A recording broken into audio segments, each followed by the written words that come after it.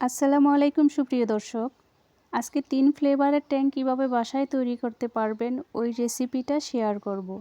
এই রমজান মাস জুড়ে আমাদের শরবত খেতে হয় আর ট্যাং তো প্রায় প্রতিদিনই লাগে।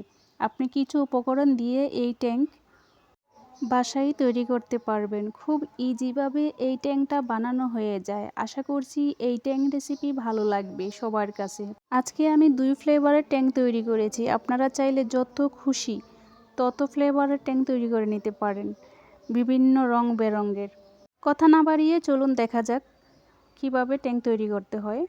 প্রথমে আমি অরেঞ্জ ফ্লেভার ট্যাং তৈরি করব। তার জন্য নিয়েছি 300 গ্রাম চিনি, নিয়েছি সাইট্রিক অ্যাসিড এবং 3 ফ্লেভারের ফুড কালার। এখানে নিয়েছি 2 কালারের ফুড কালার, কারণ আমি এখানে 2টি ফ্লেভারের ট্যাং তৈরি করব।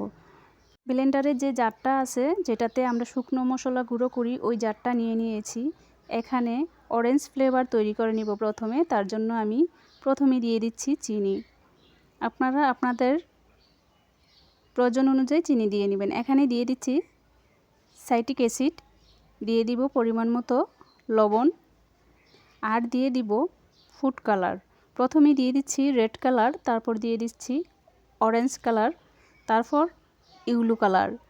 ট্যাং তৈরি করার সময় খেয়াল রাখতে হবে যেন ফুড কালারটা বেশি না হয়ে যায়। আপনার চিনি পরিমাণে ফুড কালারটা দিয়ে নেবেন, তবে খুবই কম। এখন 3টি ফুড কালার দিয়েছি যেন পারফেক্ট অরেঞ্জ কালারটা ফিরে আসে। আপনারা চাইলে শুধু অরেঞ্জ কালার দিয়েই তৈরি করতে পারেন। আমি একদম বাজারের মতোই তৈরি করার জন্যই কিন্তু 3টি কালার একসাথে মিশিয়ে নিয়েছি। দেখুন একদম বাজারের মতো হয়েছে। এখন চিনিটাকে 30 সেকেন্ডের জন্য পাউডার সুগার করে নিয়েছি। পাউডার সুগার হয়ে আসলে দিয়ে দিব 1 টেবিল চামচ গ্লুকোজ। এই গ্লুকোজ আর সাইট্রিক অ্যাসিড আপনারা সুপার শপে পেয়ে যাবেন। এখন আবারও ভালো করে ব্লেন্ড করে নিব। 30 সেকেন্ড ব্লেন্ড করলেই হয়ে যাবে পারফেক্ট বাজারের মতো ট্যাং। দেখুন, বোঝারই কোনো উপায় নাই যে বাসায় তৈরি ট্যাং। চলুন এখন আবার সেমভাবে লেমন ফ্লেভারের জন্য তৈরি করে নিচ্ছি।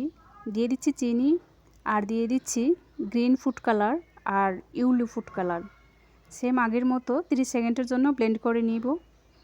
একইভাবে একের পর এক বিভিন্ন ফ্লেভার দিয়ে ট্যাং তৈরি করতে পারেন।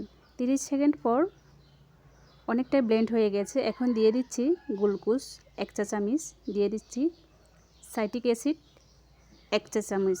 সাইট্রিক অ্যাসিডটা অবশ্যই দিতে হবে, এটা না দিলে ট্যাংয়ের যে ফ্লেভারটা, টক ফ্লেভারটা আসবে না।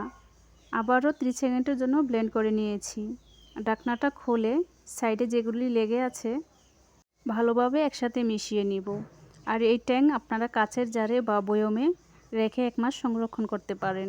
চলুন এবার ডেকোরেশন করার পালা। দেখা যাক অরেঞ্জ এবং লেমন কালারের ট্যাং কেমন হয়েছে।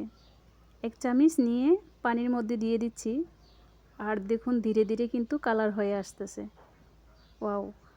এখন দিয়ে দিব অরেঞ্জ কালার।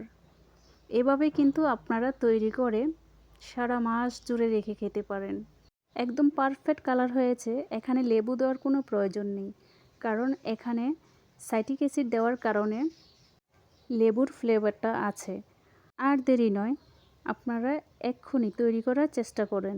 আমার এই রেসিপি যদি আপনাদের ভালো লেগে থাকে অবশ্যই লাইক, কমেন্ট, শেয়ার করবেন, মতামত জানাবেন। ধন্যবাদ।